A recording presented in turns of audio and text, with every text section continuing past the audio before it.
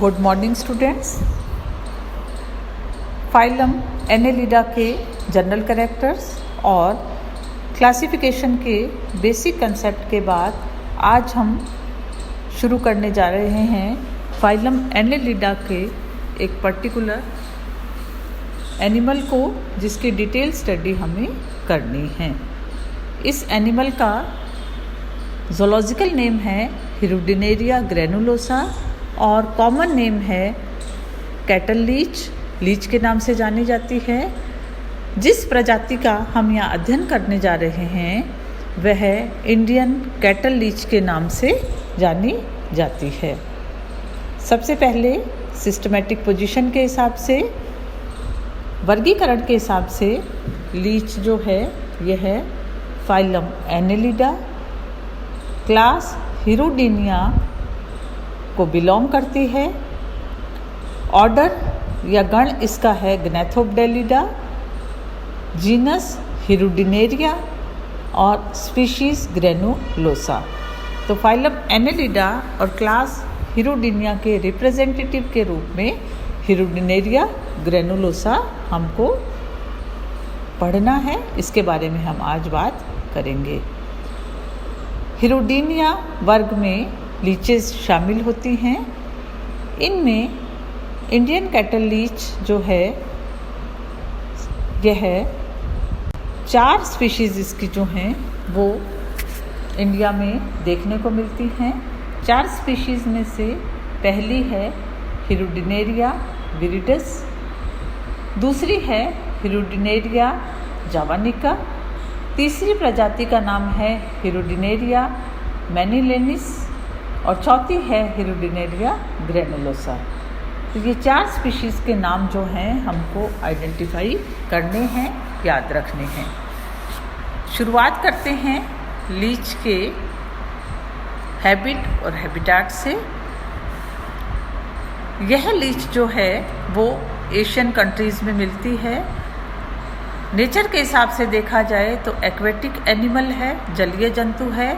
स्वच्छ जल के फ्रेश वाटर के जो रिसोर्सेज हैं, नदियों तालाबों उनके आसपास की चिकनी दलदली मिट्टी में ये एनिमल जो है वो तैरता हुआ या कहीं ना कहीं चिपका हुआ दिखाई देता है। नेचर के हिसाब से ये एक्टोपैरासाइट या बाह्यजीवी परजीवी के रूप में अपना जीवन व्यतीत करता है। एक्टोपैरासाइट के साथ साथ ये रक्तचूषी जीव, रुधिराहारी जीव के नाम से जाना जाती है। दूसरे एनिमल्स के ब्लड को सक करके अपना जीवन व्यतीत करती है और इस प्रवृत्ति को, इस नेचर को सैंग्विवोरस नेचर कहा जाता है। इसके साथ साथ ये जो दूसरे मनुष्य के अलावा दूसरे जो भी एनिमल्स मिलती है सभी को एज ए होस्ट जो है काम में लेती है। हर्मेफ्रोडाइट एनिमल हैं, उभयलिंगी होते हैं। नर और मादा दोनों प्रकार का जनन तंत्र जो हैं, रिप्रोडक्टिव ऑर्गन एक ही जंतु में उपस्थित होते हैं, किंतु इनमें क्रॉस फर्टिलाइजेशन पाया जाता है। डायरेक्ट डेवलपमेंट होता है। लाइफ साइकिल में कोई लार्वावस्था नहीं पाई जाती है। तो ये थे इसके कुछ सामान्य परिचय और सामान्य लक्षण। मोस्टली स्पीशीज़ जो हैं यहाँ पर वो फ्रेश वाटर स्पीशीज़ ही होती हैं लीच की। कुछ ही स्पीशीज़ जो होती हैं वो मैराइन वाटर में मिलती हैं या ज़मीन पर पाई जाती हैं। अब लीच की बॉडी के बारे में बात करते हैं। लीच को अगर हम देखना चाहें, एक्सटर्नली विजुअलाइज करना चाहें तो बाह्य आकारिकी के हिसाब से यह है सॉफ्ट बॉडी, वर्म लाइक, लंबी तथा डॉर्सो वेंट्रली फ्लैटन्ड पृष्ठ से अधर तल की ओर चपटे जंतु हैं। इनकी लंबाई 10 सेंटीमीटर से लेकर के 50 सेंटीमीटर तक हो सकती है।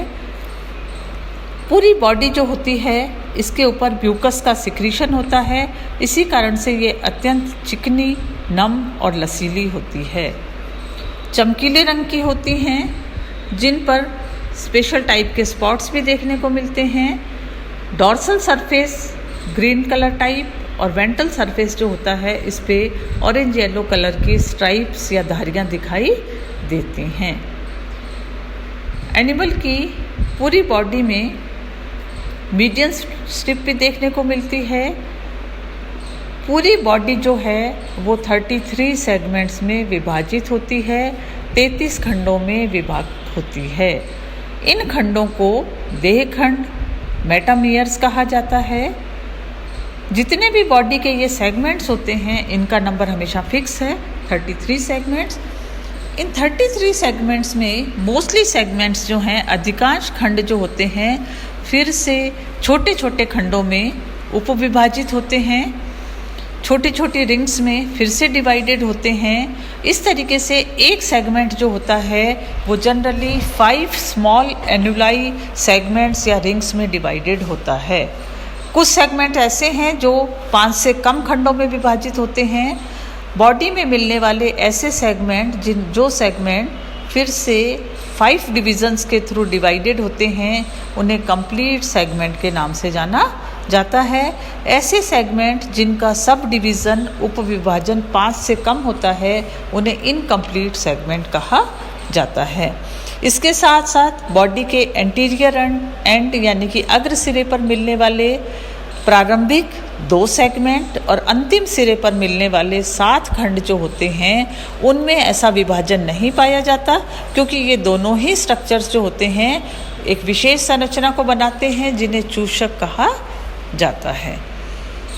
इसके साथ साथ बॉडी में सेगमेंट नंबर 9, 10 और 11 खंड संख्या 9, 10 और 11 पर ब्रीडिंग सीजन के दौरान एक विशेष संरचना देखने को मिलती है जिसे क्लाइटेलम कहा जाता है। पूरा शरीर जो लीच का है वो 33 सेगमेंट्स में डिवाइडेड है। इन सारे सेगमेंट्स के ऊपर बहुत सारे छोटे छोटे विशेष संवेदी अंग उपस्थित होते हैं, संवेदी संरचनाएं उपस्थित होती हैं। ये जो संवेदी संरचनाएं होती हैं इन्हें रिसेप्टर्स कहा जाता है और ये रिसेप्टर्स जो होते हैं ये हर सेगमेंट के अंदर स्मॉल सेंसरी पेपिला के रूप में प्रेजेंट होते हैं। इन्हें एनुअल रिसेप्टर्स भी कहते हैं और ये रिसेप्टर्स जो हैं इनका नंबर डॉर्सल और वेंट्रल सरफेस पर लगभग 18 तक होता है। इनके साथ साथ कुछ और सेगमेंटल रिसेप्टर्स भी लीच की बॉडी पर प्रेजेंट होते हैं। अब बात करते हैं सकर्स की।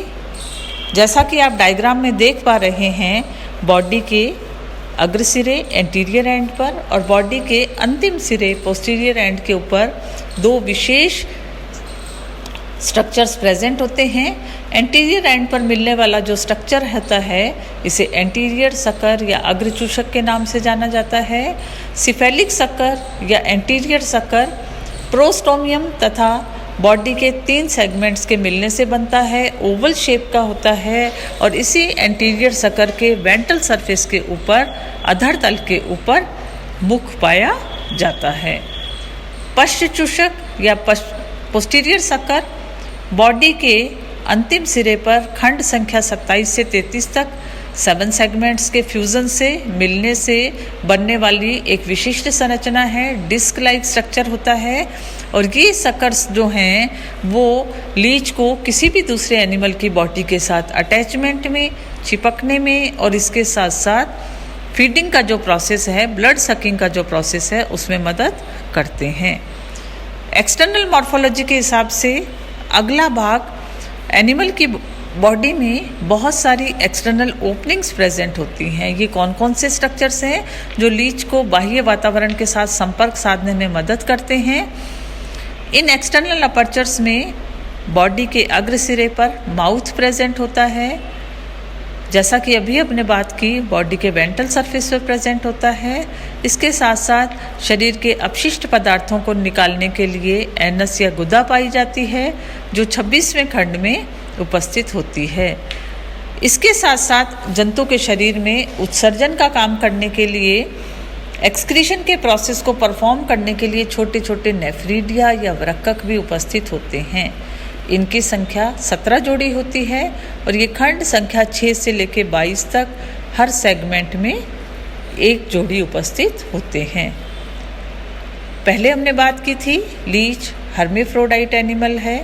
इसी कारण से नर जनन छिद्र और मादा जनन छिद्र भी इसके शरीर में बाह्य तौर पर उपस्थित होते हैं। मेल जेनाइटल पोर 10th सेगमेंट में प्रेजेंट होता है और फीमेल जेनाइटल पोर जो होता है 11th सेगमेंट में प्रेजेंट होता है। तो ये थी एक छोटी सी जानकारी लीच के शरीर के बाह्य आकारिकी के रूप में। पूरा शरीर 33 खंडों में विभाजित, शरीर के अग्र सिरे पर पश्च सिरे पर चूषकों की उपस्थिति, बॉडी में माउथ प्रेजेंट है, एनस प्रेजेंट है, नेफ्रीडियाज प्रेजेंट है, male and female genital pores present हैं जो एक्सटर्नल एनवायरनमेंट के साथ कांटेक्ट कराते हैं। By nature blood sucking animal, fresh water में मिलता है। इन सारी चीज़ों को एक बार फिर से रिपीट करते हुए अब हम नेक्स्ट क्लास में लीच की बॉडी के कुछ और संरचनाओं के बारे में बात करेंगे। धन्यवाद।